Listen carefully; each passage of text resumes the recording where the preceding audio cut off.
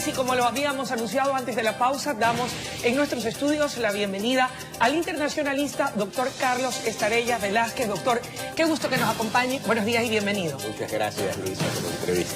Quisiera iniciarla primeramente felicitándole por esa honrosísima designación como árbitro de esta Corte Permanente de Arbitraje de La Haya, que por primera vez ha escogido entre un grupo selecto de ecuatorianos a quienes le integren, escogiendo entre ellos a una persona de su valía. ¿Cómo ha recibido esa designación, doctor? Muchas gracias, Luisa, muy gentil por sus expresiones. La recibo, no conocía de ella, cuando me enteré, entiendo que es un reconocimiento a tantos años de cátedra en la materia de Derecho Internacional y a mis investigaciones en Derecho Internacional, justamente. Hay un grupo de ecuatorianos, son 4 los ecuatorianos que han sido designados, y creo que esto es un éxito de la política exterior del Ecuador, porque en todos los organismos internacionales los países pueden proponer candidatos. Lo importante es que esos candidatos que son propuestos sean electos. Entonces creo que es definitivamente un éxito del canciller al conseguir que la Corte designe a 4 ecuatorianos. Enhorabuena. Y un poco para que el colectivo ciudadano conozca la Corte Permanente de Arbitraje de La Haya. ¿Qué rol cumple en el Concierto Internacional de Naciones y cuál es el papel que juega un árbitro?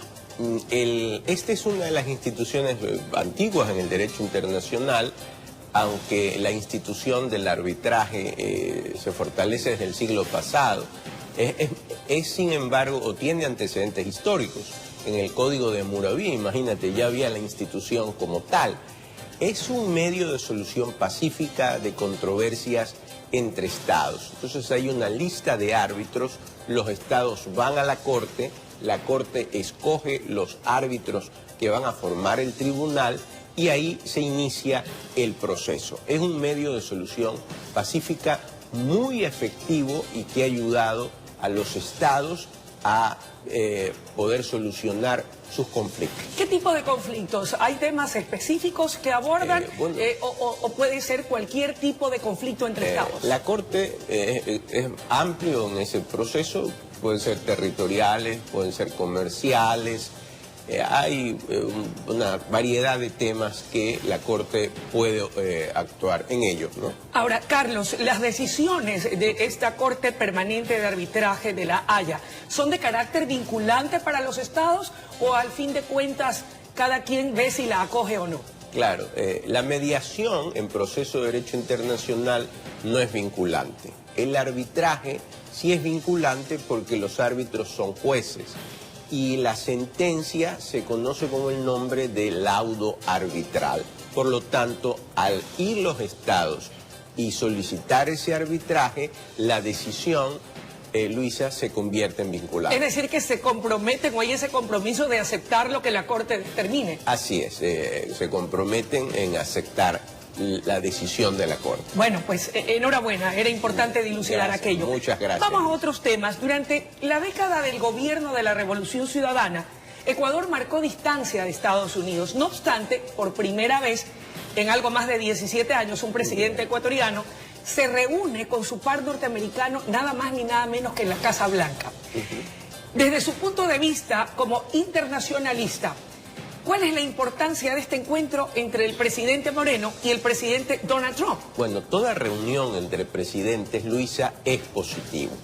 Fíjate que cuando Richard Nixon fue a China a visitar a Mao y eran de 2 ideologías distintas, la reunión trajo resultados positivos.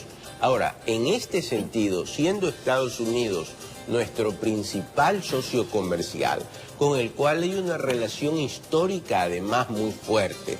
Recordemos, por ejemplo, que en Guayaquil hay un consulado general y que ese consulado general estuvo antes de que se conforme el Estado del Ecuador. Es decir, además hay una relación histórica, que se entrevisten los presidentes después de tanto tiempo es positivo. Y no solo la entrevista es positiva, es los acuerdos o tratados que vayan a salir de esa entrevista. Y hablando del derecho internacional, ¿qué tiempo determina el derecho internacional para que ese tipo de acuerdos, ya sean comerciales, de inversión, de apoyo a la educación, de combate al narcotráfico, puedan cristalizarse o materializarse? Porque me imagino que debe haber tiempos y plazos. Los tratados o los acuerdos son voluntades entre los estados que van a producir efectos jurídicos. Entonces yo me imagino que con tantos temas en común, la lucha contra la corrupción, que eso debió haber llevado a que se pida un nuevo tratado de extradición, la lucha contra el narcotráfico, que es conjunta porque se da en el Ecuador pero termina en los Estados Unidos, la lucha contra el terrorismo, llevará a que se firmen una serie de acuerdos o convenios y que la Cancillería haga pues un seguimiento para que esos acuerdos, como bien lo señalas, no solo queden en la firma, sino que se haga, digamos, la secuencia de todo ello. Ahora, ¿cómo es que llegamos a este punto, doctor Estarellas? Revisando un poco más atrás, lo que había sido el manejo de la política internacional en el Ecuador. Porque yo creo que no es que llegamos aquí por azar o por accidente. Deben haberse cumplido una serie de pasos que finalmente hicieron posible este encuentro que muchos califican de histórico. Claro, el problema es que el gobierno anterior perdió la óptica en la política internacional. ¿Por qué? Porque la política internacional debe defender los más altos intereses nacionales y no los intereses ideológicos. ¿No ocurrió eso en el gobierno anterior? Pero definitivamente que no. Porque era la ideología de ese gobierno la que lo hacía alejarse o no de los demás estados. Con Estados Unidos siempre ha habido una relación soberana, entonces una relación que fluye, pero ellos escogieron intereses de ideología. Este gobierno cambia la óptica, y es importante decirlo, con el canciller actual, porque la canciller anterior, la señora Espinosa, seguía la misma política del señor Correa.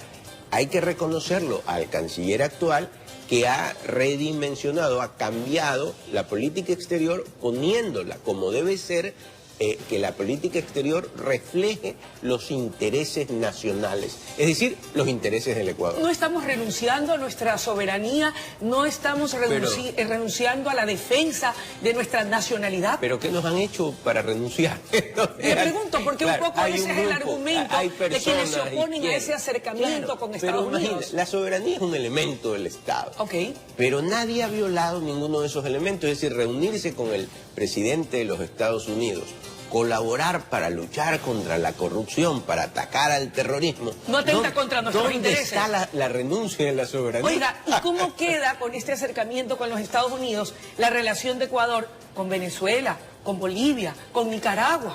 Bueno, es que con Venezuela no hay relación, porque en este sentido es difícil relacionarse con un presidente como Maduro. Con Nicaragua es un presidente que viola los derechos humanos. Entonces ahí lo que hay que hacer es presión en América Latina para que la democracia, la justicia y la paz regrese a Venezuela y regrese a Nicaragua. ¿Vamos por buen camino, cree usted?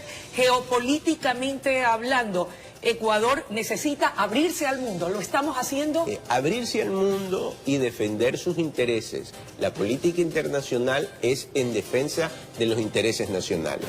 Creo que el canciller está haciendo una buena labor y estamos volviendo a pensar una política internacional que beneficie al país. Gracias, Carlos, por su presencia esta mañana y una vez más lo felicito por esa honrosa designación como árbitro de esta Corte Permanente de Arbitraje de la Haya. Muy gentil, muy amable, Luis. Estamos seguros de que hará un extraordinario